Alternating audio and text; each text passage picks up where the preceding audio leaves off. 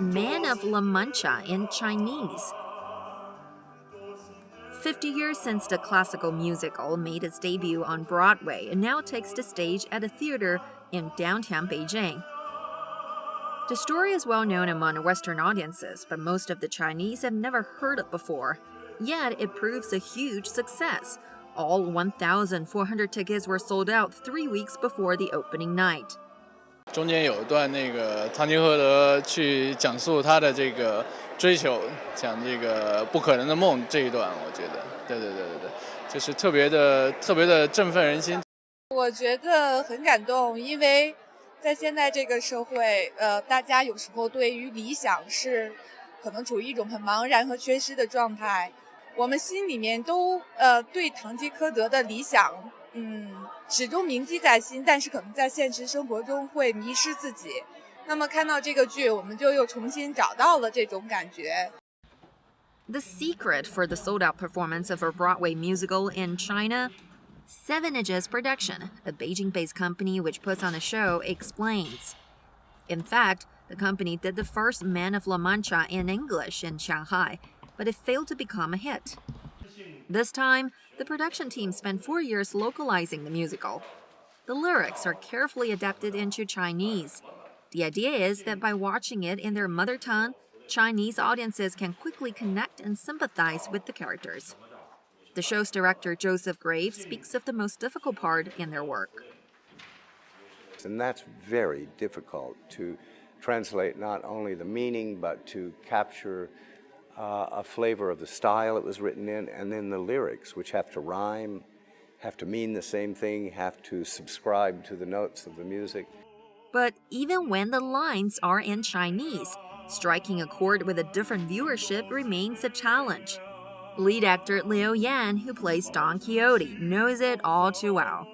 It must be hard because we're not living in that environment, in that cultural environment. So you have to do a lot of survey and reading, extensively reading, and to get into the core of the spirit of the characters and to make it believable and make the spirit and the meaning to transfer to your audience.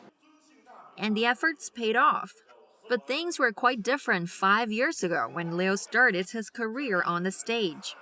5 years ago, it's really hard for them to realize that the actors on the stage will be singing, suddenly burst into songs while they're acting like a normal human being.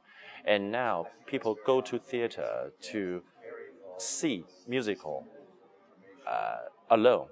Yeah, they want the musical, so they buy a ticket. So that's a big change.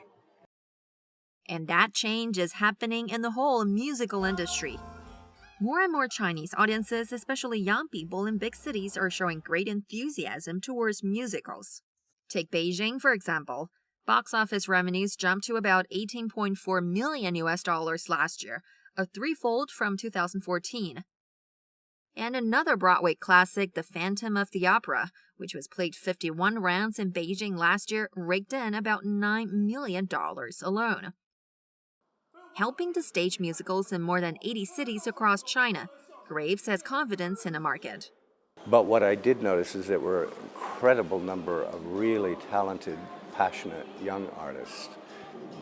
Maybe I just romanticize everything, but China felt to me, because of its history of theater, your theater is much older than ours, going back almost 5,000 years with all these different opera forms, which are essentially musical theater. The language itself, at least Mandarin, is very musical, and people in general seem to love music here. And so those things combining made me think that maybe there was a real powerful market for musical theater here. But there are problems, even with a well-adapted Western musical. On many occasions, the show is focusing on a plot that entertains, not necessarily the quality of the musical itself. One of the things that's missing is early education about the value of those things to all of us as human beings, the spiritual value of those things in our lives. Once that happens, the market here is vast for that kind of thing. All agree it's still a long way to go to woo more Chinese audiences, but many reckon that localizing a Western production is a great start.